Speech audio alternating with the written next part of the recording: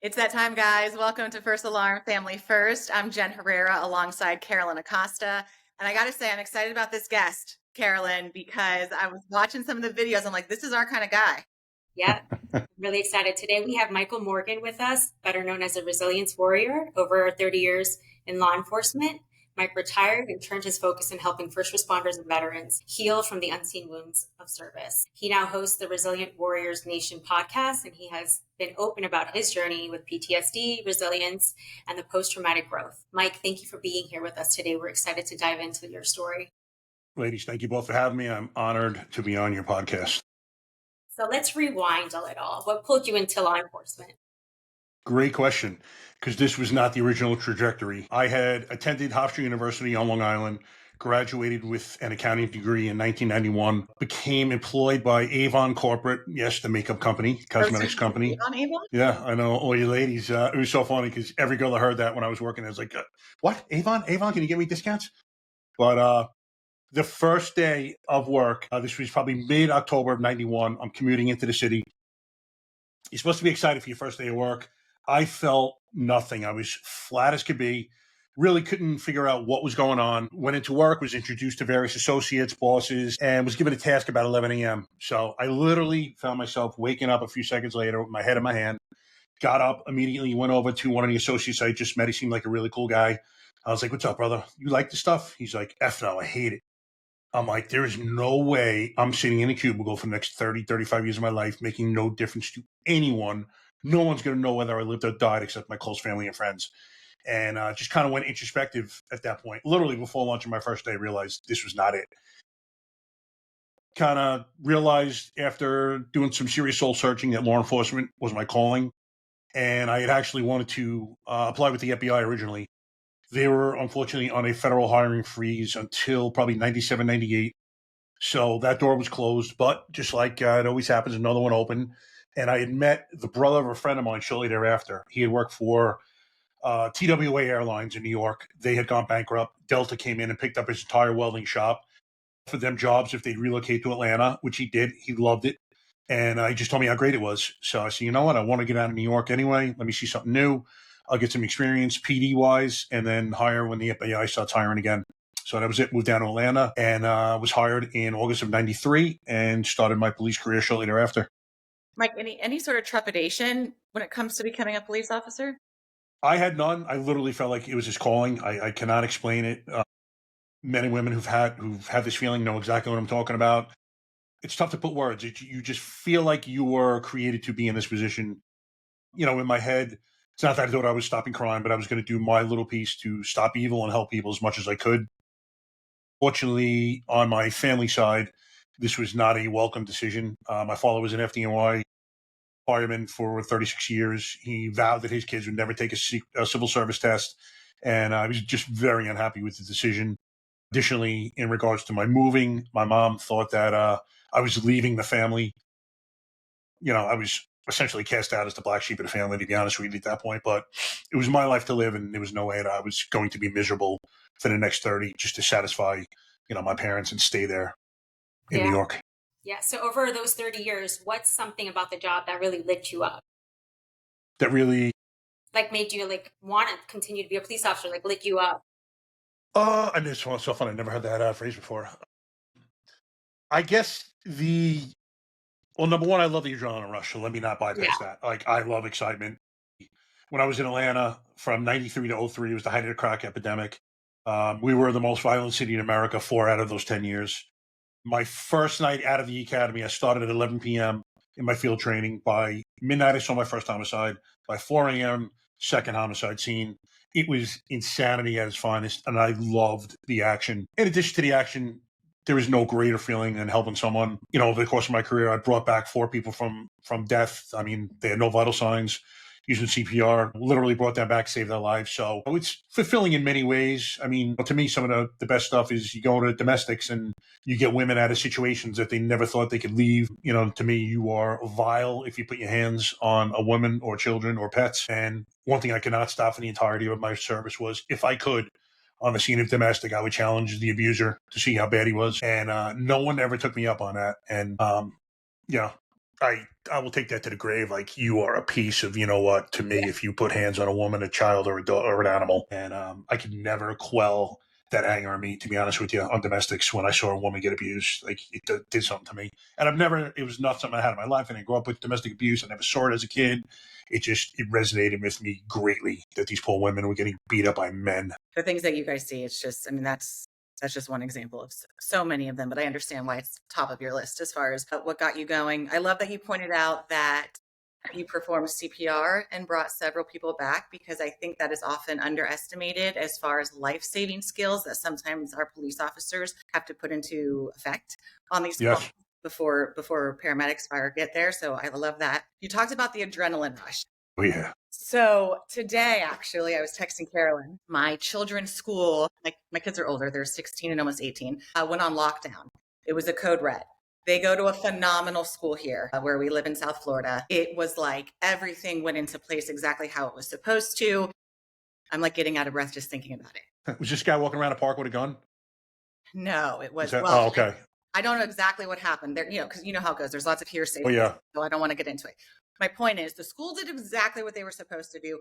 I was leaving for the day because I'm only there for a couple of hours in the morning. Obviously, I went back to class.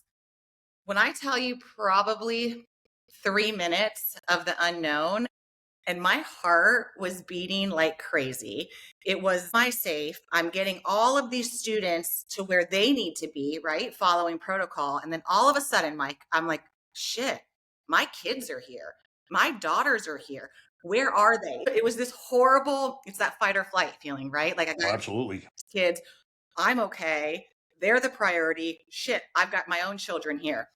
So getting ready for this interview, I was thinking about that. That feeling was horrible.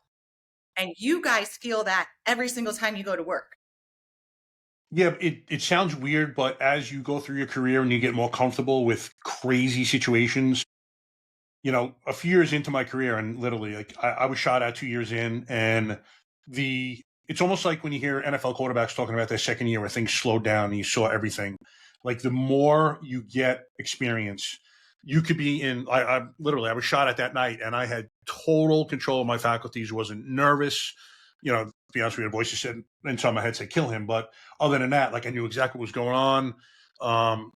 As you go further and further in your careers and you see military wise, like special force operators, you'll see movies or videos where gunshots are going on around them and they're just like casually having a conversation on the phone. Like, you literally become like that. In some respects, it's great. And in some respects, it's bad because you're also callousing up to feelings that you're experiencing and you're not acknowledging, so this is all like a process, I guess, so to speak. But you'd be shocked at how calm you get in mayhem. What's been the hardest part that maybe many people outside wouldn't understand? Hardest part of being a first responder? First responder. That's a good question. Hardest part. I think in looking back now, it's probably the fact that we take on all this pain and no one taught me anyway how to process it out. So you're just getting, in addition to the trauma you're experiencing in life as yourself in your personal life, you're getting heaps of trauma thrown on you in this job. And, essentially what we say we do is compartmentalize or bury. We should really take compartmentalize out of our vernacular, but we bury and we just go on to the next and we never process it out. And once you see something, it cannot be unseen. It's in your psyche forever. And we're told that showing emotion and feeling emotion is a weakness when in fact it's a sign of absolute strength. And, I think it's forced generations of men, mostly men, women as well, to stuff their feelings down and never acknowledge what they've gone through. I see now that I've come out the other side how important it is, and that's kind of why I tell my story, because I want to, not only help others who have gone through it, I want to help those who have yet to begin their careers to tell them this is reality and what you're going to be facing, and you need to kind of take a proactive approach in processing these things in a healthy manner, or they're going to manifest themselves. They are going to come out eventually. It's a question of whether it's going to be a healthy or unhealthy way. And speaking of them coming out, and I think this is right from what I read, you were 2 years post-retirement before you actually kind of had your breakdown, I guess, for a lack of a better way of putting it. Was there a catalyst, and why do you think it took that long? Yeah, so what happened with me was I blew out my back in September of, actually, today's 22nd, 5 years to the day, September 22nd of 2020. I blew my back. I didn't realize that. It's amazing. herniated 4 discs. I had to go through. We did 6 months of conservative treatment. Then I had my first back operation in April of 21. It corrected some things, but not everything. I had to have a fusion the following April of 22. And I was retired medically in October of 22. So it's 2 years now of no work, no volunteer, no purpose, no gym. I built one in my house, but they had a unit that goes around and videotapes guys and girls who are long-term injured in, the hopes that they catch us doing something we shouldn't be doing. During that period, I had been experiencing depression, anger, rage, just general unhappiness. I was not sure of the origination, and really wouldn't come to fruition to the spring of 2023. I sat down and watched it because I could tell you literally the second it happened. I sat down and watched a podcast episode of the Sean Ryan Show. Excuse me. And he was interviewing a man named Eddie Penny, who's a former Navy SEAL, Team 6 guy. And Eddie was recounting a story of the Extortion 17 incident in which a Chinook was shot down in Afghanistan by insurgents, killing all 38 aboard, including 17 SEALs. It was their largest loss of humanity ever. Including the dead was Jason Workman, Eddie's best friend. And as he told the story, he began crying. And I simultaneously began thinking about a call that I had had 5 years before. I buried this call. It was literally the one call in my 30-year career that I actually started crying on scene. As I'm thinking about this call and watching Eddie, I just started crying like a baby. There's no other way to phrase it. Was not sure. As it's happening, I'm like, what the hell's going on? I realized shortly thereafter that I was suffering from some sort of PTSD. I had not realized it. I mistakenly believed that PTSD was only caused by seeing your brother or sister next to you get killed. Mine was caused by being inside the most devastatingly intimate moments of other people's lives for 30 years. And I guess I reached that breaking point that day. And once I realized I had PTSD, I also realized I needed help. I was not going to be this ornery guy that hated everyone and everything for the rest of my life. I wasn't sure how I was going to heal. I didn't think that traditional counseling was going to do it for me. I didn't think I'd talk to a man or woman sitting behind a desk, tell them the things I've done and said, and they were going to be able to help me. So I had seen these special force operators on Sean Ryan's and other podcasts also speaking about coming back from war, self-professed broken men, and the healing journeys with psychedelics. So I really started paying attention and doing some research into psychedelics. And ayahuasca was kind of the psychedelic that I settled on. I kind of felt a calling to that medicine. And my wife and I went to a facility in Orlando, Florida last year on March 1st for a weekend. It was supposed to be 3 ceremonies, or it was 3 ceremonies, but essentially after that first ceremony, I was changed forever as a man. I say I was reborn in a non-religious sense. And as I was coming out of that journey, the universe and I were having a discussion. I know it sounds weird if you never journey with them. Trust me, if I hadn't at this point, someone was telling me this, I'd be like, okay, bro. Universe said you're healed in many respects. Life's pursuit is go forth and help other first responders or vets heal their traumas. And I literally said, okay, out loud. Wasn't sure how I was going to implement it. One of the ways I did that was starting my podcast to do for others what Sean Ryan did for me and a few other things I have going on. But that was my come to Jesus moment, if you will. That's awesome. So you call yourself the resilient warrior. What does that mean to you? To me, it means suffering some sort of defeat, and getting knocked down on the ground, but you dust yourself off and you start putting one foot in front of the other and you just continue your journey. Just never quitting. I had a SEAL, Navy SEAL that I was talking to the other day. He's going to be on my podcast next month, named Johnny Collins. He had various medical issues during BUDS, and which is their first school that they go to as SEALs. He attended 6 different BUDS classes, 2.5 Hell Weeks. And for those of you who don't know, Hell Week starts on a Sunday night, ends mid-afternoon Friday. During that week, they get 4 hours of sleep, and they are just beaten. He did it 2.5 times. This guy just did not quit. To me, that's the ultimate resilient warrior, but you don't have to be a soldier or a first responder to be a warrior. You could be anyone who just refuses to quit, essentially. Speaking of, and I don't know that she's not a first responder, but you mentioned your wife. So She was actually. okay. Short career. All right. We, in light of our husbands, obviously, we really try to reach out to the spouses of first responders. You mentioned when you went to Orlando for the ceremony, your wife went with you. Was she open, Mike, about this from the get-go? Like, let's do this? What was her, I guess, being a former first responder, maybe she was even more in tune with it. Yeah, from a first responder point of view, I can't say she was really for it. She was on NYPD. She was a transit cop for about 3 months. She was arresting 2 guys, and during a struggle, they had thrown her onto the track. She broke her neck, so she was literally there a very short time. But she's a life coach. She's been in this higher consciousness thing for years and years. She used to always tell me about all these different things, and Not that I didn't make fun of her or anything like that, but it was just her deal. It wasn't my deal. And, I never made fun of her or anything like that, but that was her deal. When she decided that she wanted to try this as well, because she suffered, traumas during her life as well, wanted to heal from a few things. Um, we essentially got much, much tighter, and my entire life's perspective changed. Like, it didn't just heal my traumas; it kind of brought me to different levels of consciousness and what I thought about the universe and the world, and maybe my place in it. And I don't know, I can't explain it in many respects. Like, it gave me so much more empathy and sympathy and love in my heart. Like, it literally changed my soul as a man and let me become vulnerable, which is the most valuable thing I've taken away from this. In order to, I would never be able to would have been able to speak like this to ladies, number one, about feelings and such, since I've gone through this journey, to be frank with you.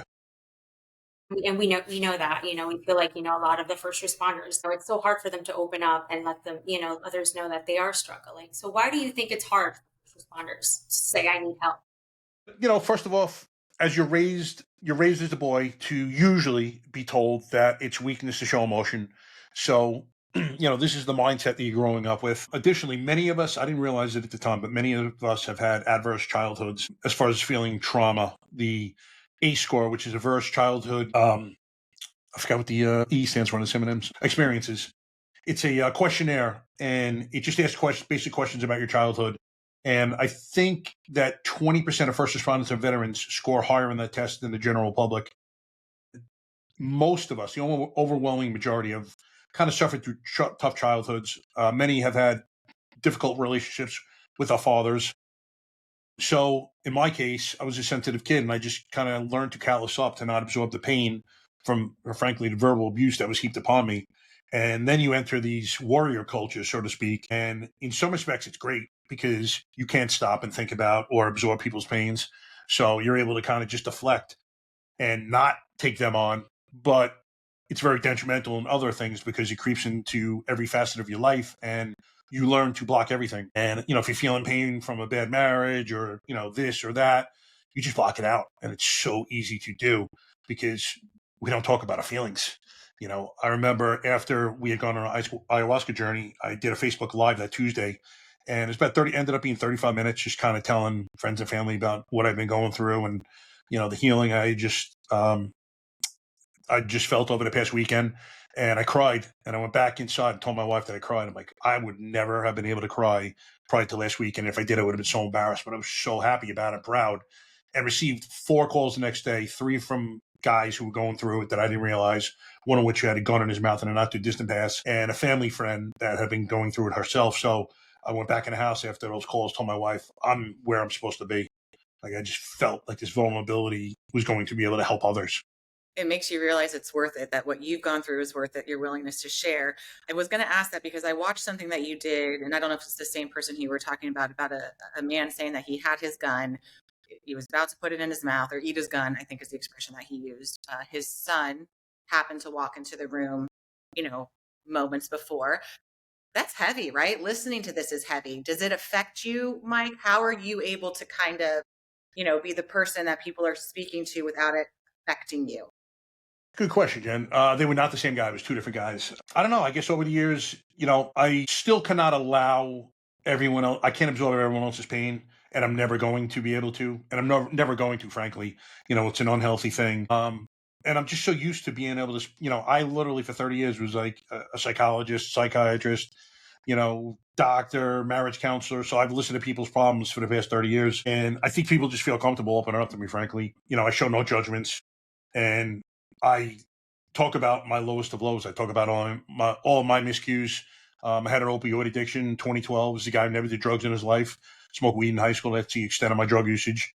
But I was hooked. I got hooked on painkillers because, frankly, they just let you not feel the pain that I was going through at the time. And even though I had been prescribed them for years, took them as needed, all of a sudden I realized that they dull pain. And all of a sudden, I'm in rehab and I'm looking around that first night crying, like, how did I get here? Well, I got here because I wasn't allowing myself to feel, and I was trying to dull this pain. So When I tell others a journey, there's nothing that they cannot tell me, and I won't make judgments, substance abuse, or whatever it may be. I've seen the worst of the worst, and frankly, all I'm here to do is listen to you and see if I can help you. If you could sit down with like leadership of departments, what would you want them to understand about PTSD? I'd want them to understand, firstly, that unless you're a psychopath or a sociopath, you're pretty much not leaving any of these careers without suffering some lasting damage. So it's not even a question of if, it's a question of when. It's almost impossible to go through and see these things on a daily occurrence, and it's not going to affect you negatively in some way.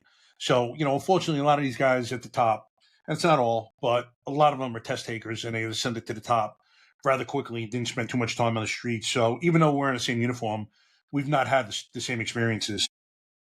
And listen, it could be, there's some money involved in treating men and women, but I look at, and they should look at it as, aren't you making an investment in your investment? You invested all this money to train this guy or a girl. Something's going on, and most of the time through no fault of their own, they're just unsure of how to process this devastation that they've seen. Don't you want to help them? There's these stigmas that are still attached that are disgusting, frankly, because they shouldn't be. I mean, you see tier one warriors that come back. I mean, these are like the toughest and greatest warriors we have to produce in the world, and they're coming back broken. It should tell you that no one is immune to these things. When you hear that another first responder has taken their own life, what does that do to you? I mean, obviously we have the human reaction, right? But coming from all of the things that you've experienced, what are your initial reactions? Yeah, I mean, the first one is like in your head. If you don't scream it out loud, it's you scream no, and especially if you know him or her. And these problems are all temporary. I just want to scream at the top of my lungs, like it's going to change. It's going to get better. A lot of guys, you'll hear people question, like, how can you do that to your children?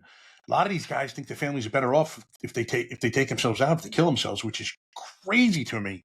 You're heaping the trauma that you're experiencing now on your wife, your spouse, and your children that they're going to take for the entirety of their lives. You're not a burden to anyone. They love you. They want to see you healed. No, don't think that you're alone. Secondly, we all think we're alone. It's the funniest thing, and not in a comedic sense, an ironic sense. We all think we're alone, you know, yet we're all going through the same exact thing in many respects. And we all think everyone else has it figured out. No one's got it figured out. As David Goggins once said, I love his quote, everyone's effed up. It's just a question of how effed up you are, frankly, and what you allow others to see of yourself. Everyone is. No one's got this thing solved, this thing called life, nor will they ever. I don't care how rich you are, how good looking, how strong, it doesn't matter. We're all going through this life, and it's a roller coaster. Absolutely. No, you're completely right. So tell me a little bit about the Resilient Warrior Nation. How did that idea come about? Uh, it was essentially hatched from what Sean Ryan did for me. If I hadn't seen that warrior, Eddie Penny, crying that day, I don't know if I'd be here talking to you ladies. I don't know if I'd still be going through what I was going through. He literally changed the entire trajectory of my life. And I know I will meet him. I know he'll be on my podcast. I hope he's ready for a 240-pound guy to be crying on him. But, essentially, after going through that, I was like, this is something I could give back immediately by bringing on guys and girls who have gone through it. I see the ordinary people who've done extraordinary things with their lives. I've had a multitude of SEALs, Green Berets, fighter pilots, first responders, firemen, clinicians, everyone other than the clinicians basically talking about their deepest, most intimate stories. And everyone that I have on that speaks in depth about their journey of healing, their lowest. Everyone's gone through it. I don't bring anyone on here who's been, self-professed perfect through these careers.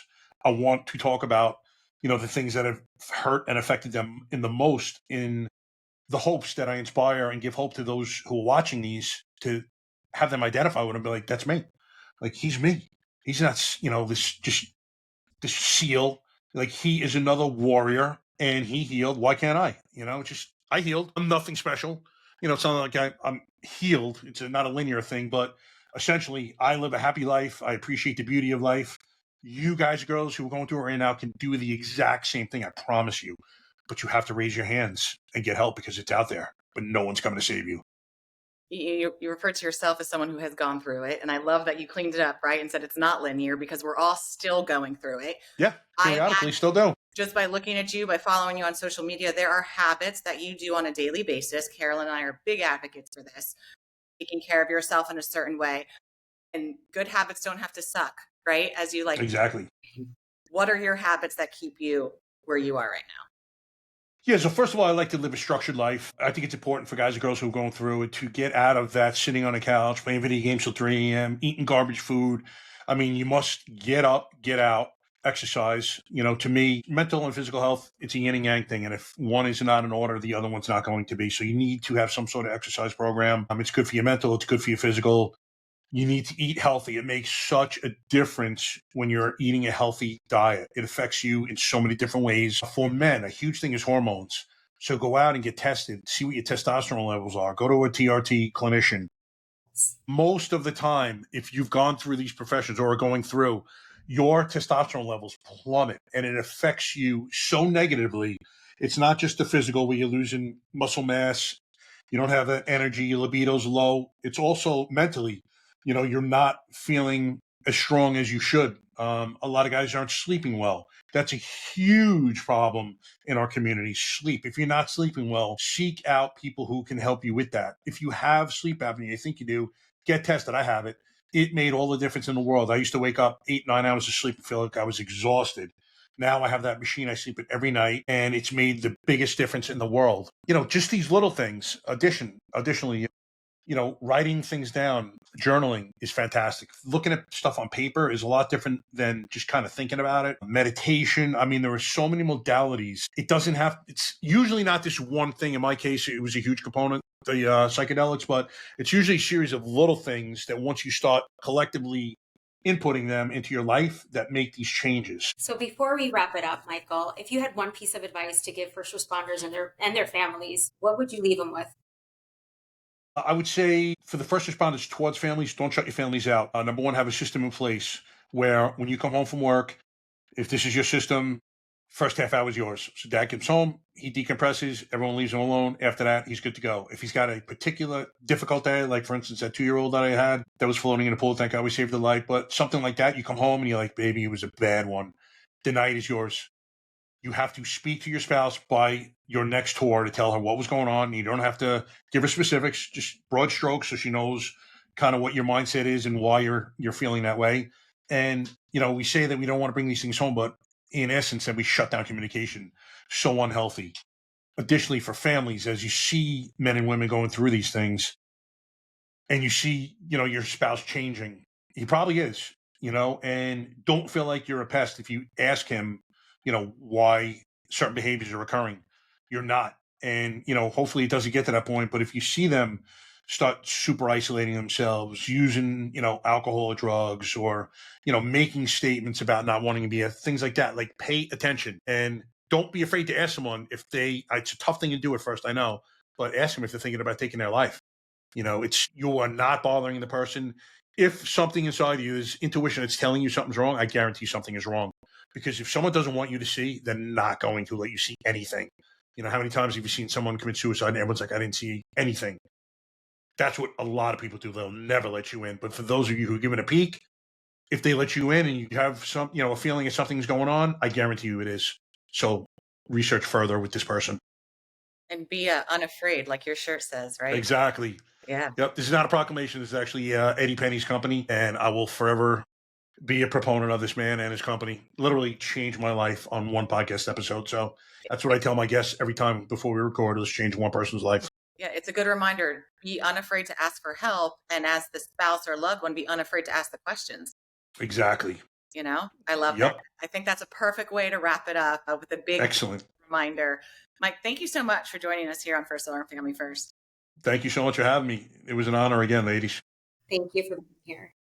All right. Everybody, if they see something, to sound the alarm. Save a life. We'll see you next time, guys.